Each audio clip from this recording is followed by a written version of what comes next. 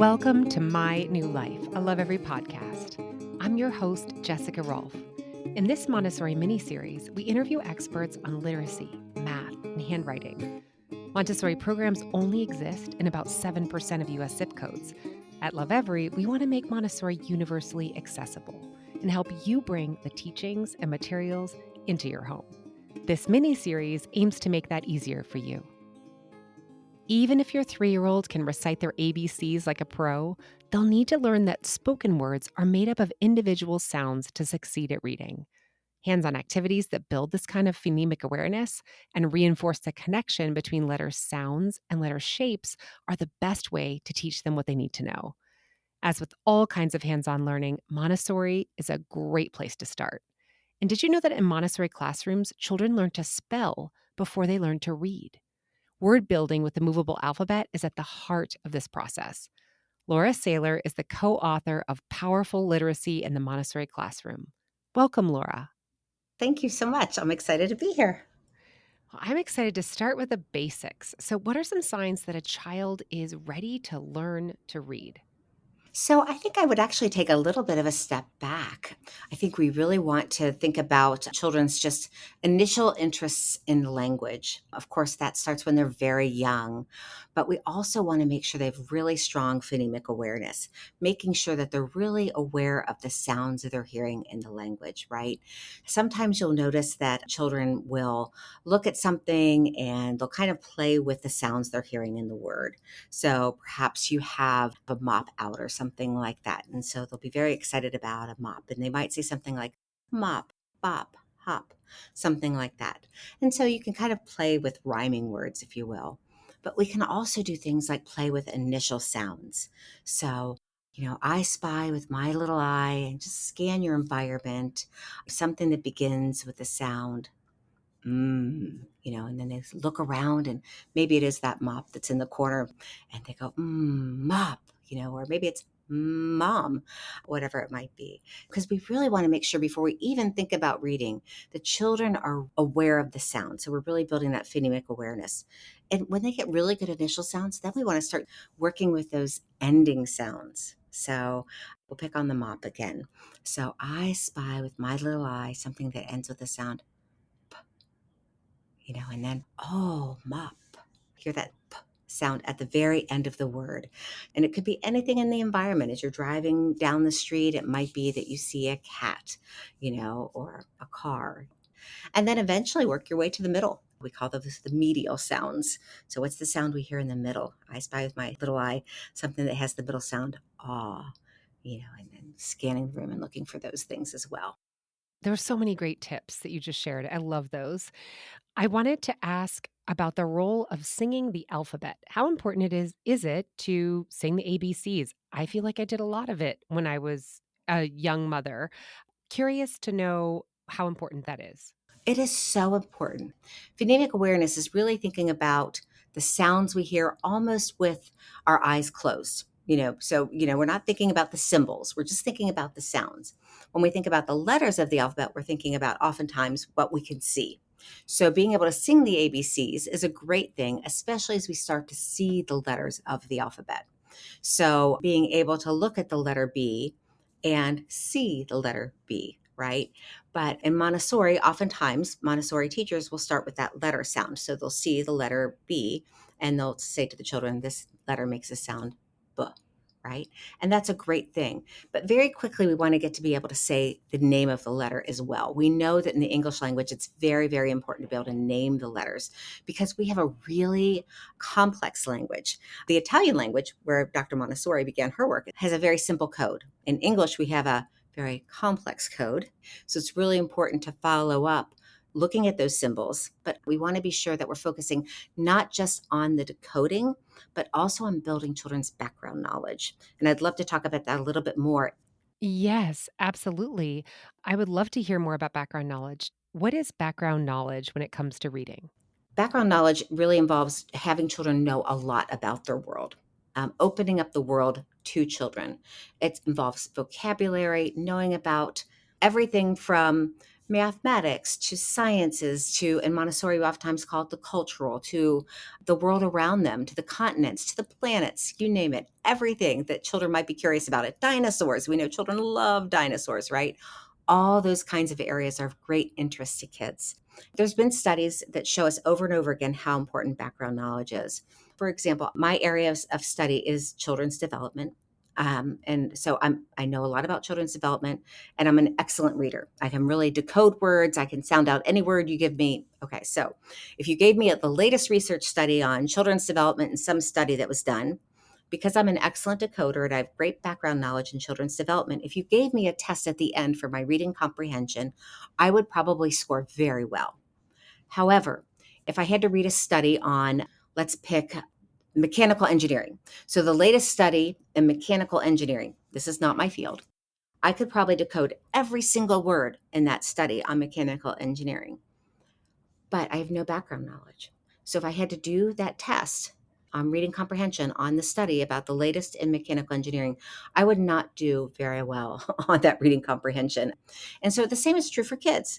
If they don't have strong background knowledge, it's really hard for them, even if they're really good decoders and they can really read words well. If they don't have any background knowledge, it's hard for them to score well on any kind of test of reading comprehension. And let's face it, the goal of reading is to be able to comprehend what you're reading, right? So we want to make sure that they have strong background knowledge, giving them opportunities to learn about their world. And we can do that, yes, through visits to the museum, but it doesn't always have to be that involved. It can be simply going outside and picking leaves and finding out what those leaf shapes are, like what do they belong to. It can be finding out more about different types of dogs. You know, if children are interested in dogs, like, oh, this one's called a St. Bernard, or oh, this one's called a Border Collie, and learning more about that. It can be the dinosaurs. We know they love them. And we've seen what children can do with vocabulary on dinosaurs. Even little kids, 3 and 4 years old, will talk about things like the Jurassic era. They use all kinds of big vocabulary because they're fascinated by it. And this is true for any kind of subject area. So we just want to make sure we're providing our children with lots of great experiences to learn about the world around them.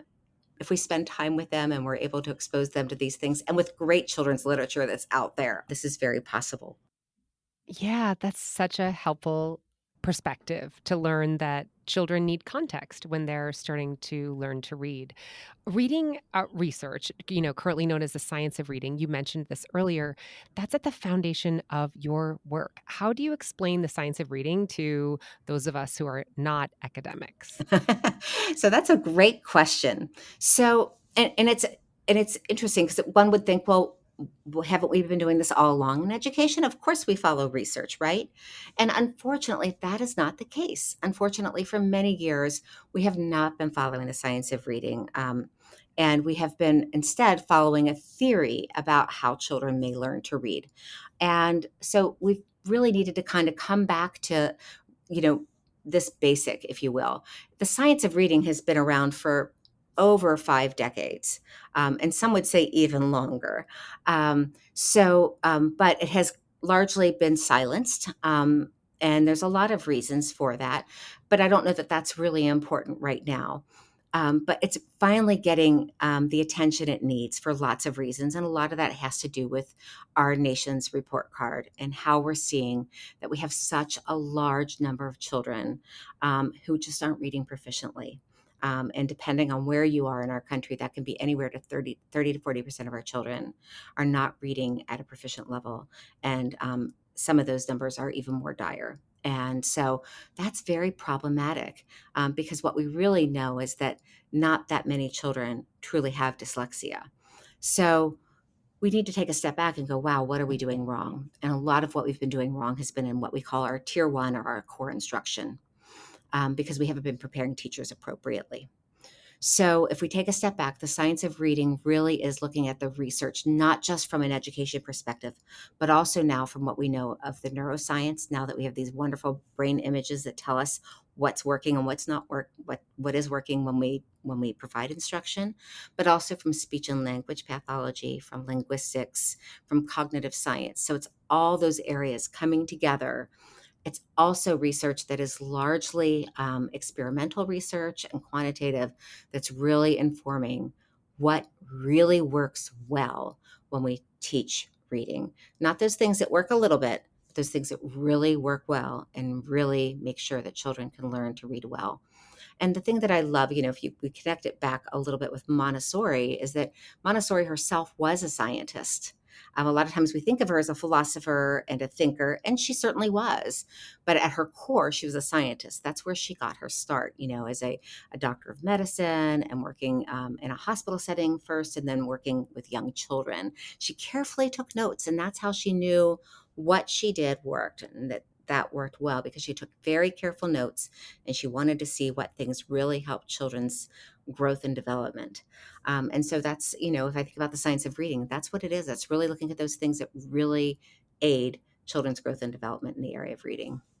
And so, Laura, I'm going to try and ask that one more time. And I really liked your answer. I'm thinking maybe we just start with like, or can layer in kind of the punchy answer, and then we can get into sort of the more context. So I'm going to prompt you in a slightly different way this time. So, is the science of reading about? Uh, there's a lot of talk about the science of reading in media and in public policy conversations. I think that what it is it's teaching phonics. It's teaching phonics-based learning of letter sounds and making sure that a child is sounding out the words as they're reading and not just intuitively hypothesizing about what the text might be based on a picture. Is that in essence what the science of reading is all about? It's about getting back to the basics, letter sounds, sound combinations, phonics. Do I have that right? It's a part of it. So the science of reading is actually much broader. So when we look at the science of reading, what we're really looking at is what are all the parts that it takes to become a skilled reader. So yes, phonics and being able to really have a strong phonics and decoding and word recognition is really important. But so is that really important area of being able to have strong language comprehension. So that's where we're going to look at having that background knowledge, being able to understand grammar and syntax, being able to have strong print concepts. All those kinds of things also inform that area and vocabulary. So, the science of reading is really looking at all of those pieces and bringing them together to create a skilled reader. And how does the Montessori curriculum align with the science of reading?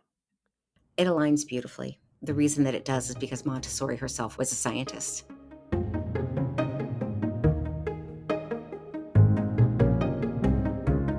Calling all parents of 4-year-olds and future 4-year-olds. The 4-year-old play kits by Lovevery are really special because they focus on executive function skills like flexible and critical thinking, managing frustration, and planning ahead. We're all born with the capacity to build these executive function skills, but they don't just develop on their own. It takes practice. And what better way to practice than through play that your child will love? And for us parents, the parent guide highlights the language, literacy, writing, cognitive, math, fine, and gross motor skills that your child will be working toward as they approach age 5. We can't wait to hear what you and your child think. Head to lovevery.com to shop the play kits for 4-year-olds.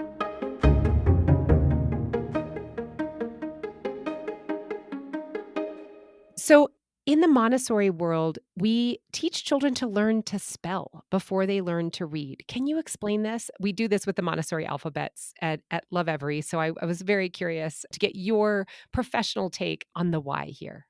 Yeah. So in the Montessori environment, a lot of times what children are doing is they're building words, right? And they have that little object perhaps, and that little object is a sun. And so they lay that little sun out on the rug and they have their movable alphabet there that has all the letters of the alphabet, and they say the word sun, and they hear that first sound s, and they find that letter S that makes the sound S, and they pull it out of the box and they put it by the sun, and then they think about what sound do I hear next? And they hear that sound, and they reach in the box for the letter U, which they know makes the sound because they've had lots of lessons with their teacher on this.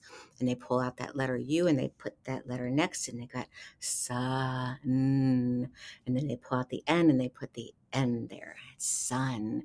They create these words. And so the objects that they pull off of the shelf are carefully selected for them. So the next little object might be a bun, or, something maybe that shows fun, or something that has that sound, so gum might be next. So they're going to have lots of sounds. Maybe short U is going to be what they're focusing on.